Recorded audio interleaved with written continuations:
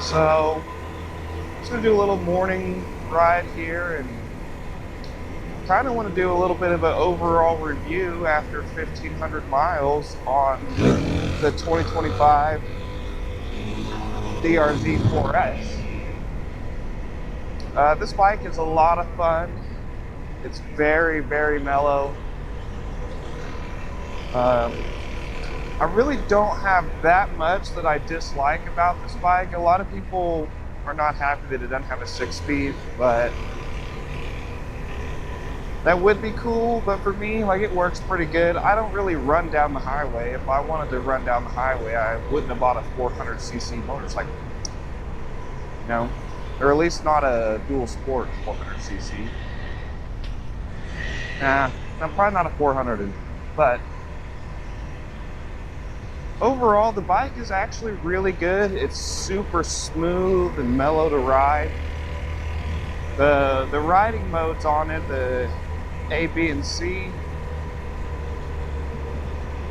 it's not as much of a difference between the modes, even between like C and A. It's not like it's going to feel like a whole different bike, but it is a little snappier in A mode, kind of a little bit better throttle response, but overall feels fairly similar. The tires is one of the main things on this that I don't like. They do great if you're, carving paved roads, but if you get on anything gravel or loose or anything like that, it's not that good. I can't see. Yeah, we get the fender up there to block the sun, that way I can see. But they're not the best, but I don't think anyone buys a motorcycle expecting the stock tires to be the absolute best you can get. The bike is super quiet, which I get some people don't like, but for me, I like that I can kind of cruise around these back roads and stuff and pop wheelies, and for the most part, people probably don't even know that I'm there. If I had got this supermoto, I would probably want an exhaust on it and make it loud, but for what I do on this, ride in the forest and stuff, kind of sightseeing, probably just gonna stick with the stock exhaust. It's quiet, it looks kind of good too, but aside from that, I don't like the mirrors. I can't seem to get them in a position where I can actually see without having to like tuck a shoulder and look. It's like my shoulders are just blocking it. So I really need them to be farther out, but they're already kind of bulky to begin with. So I don't really know that being much farther out would be that great. See, it scoots down.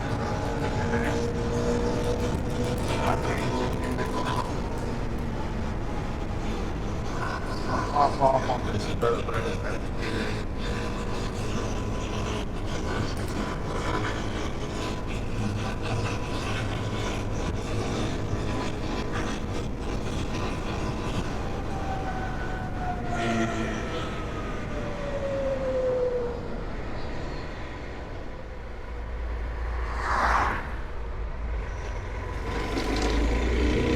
Really, my biggest complaint on this bike is actually the rider cockpit.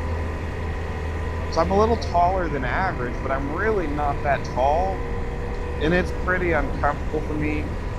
If you're just cruising down the road, like sitting like I am now, it's comfortable, but the bars are actually more than halfway behind the forks. So whenever I'm like standing up and like in a tack position or like climbing trails and hills where I need to be in really good control of the bike, the bars are so far down on the triple clamp that it's almost like I'm riding like an 85. I feel like it's hard to stay in like a control position and handle the motorcycle. But I'm going to get some taller bars, and that should fix part of the problem. But really, I need the bars to be just a little bit farther forward so that I have more room here. And a lot of bikes come with 2 sets of holes for different bar positions. And on this one, they put it all the way down, and that's the only hole you got. The only spot you have to mount a bar. And I don't really like that. They should have left it open for more adjustability for rider cockpit than they did. But that's really pretty much sums up any of the complaints I actually have on the bike.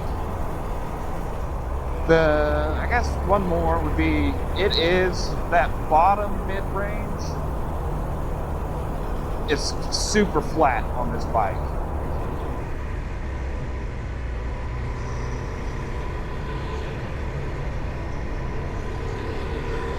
So like, say you're riding a wheelie in 2nd gear, and you're not perfectly at the balance point, so you need to shift up another gear. If you're not at a balance point where you can let off the throttle and kind of roll with it, if you shift from 2nd to 3rd, it does not have enough power to keep the front end up. It will literally just slam it down. And it does the same thing if you're riding a 3rd gear wheelie and then you shift to 4th. Like, it just does not have enough to really keep the front wheel up. If you're really, really, really good at wheelies and you can keep it perfectly at the balance point, it probably really wouldn't be a problem. But I'm not that good, you know. I'm not floating this thing perfectly balanced all the time. A little semi.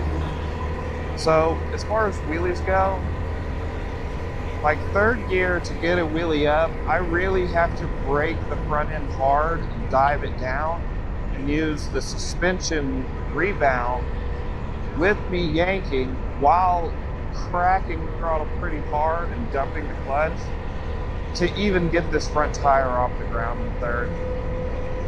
So it could be a little more peppy, would make it a little better, but the power delivery itself on this bike is actually very confidence-inspiring and smooth. Get up here and take a little walk-around video of the bike.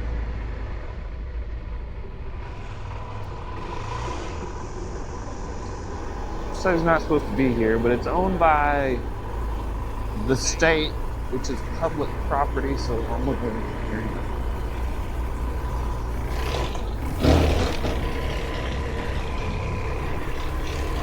We're gonna get a little shot of the bike for you. Here she is. This is my new girl. My main squeeze, as they would say, I suppose. It's a great looking bike. I like the older ones, but this one I think definitely looks a lot sleeker. I feel like this bike is great whether you're a beginner or you're experienced looking to do more harder trails than your typical dual sport or the larger motorcycles we want to do. Just having this 400, it's so much more nimble, maneuverable, that it's a lot more confidence inspiring if you're doing, you know, a little bit harder trails and stuff like that. So if you really want to do like some technical riding, or you are a beginner, I'd say that this is probably be one of the top tier bikes to get for that. And I don't think you would be disappointed.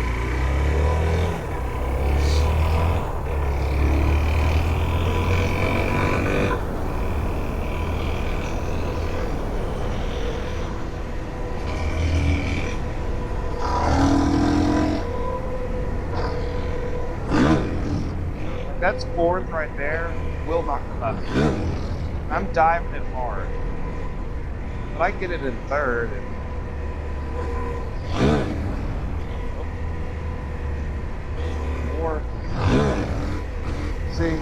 Like, it's difficult to get it up.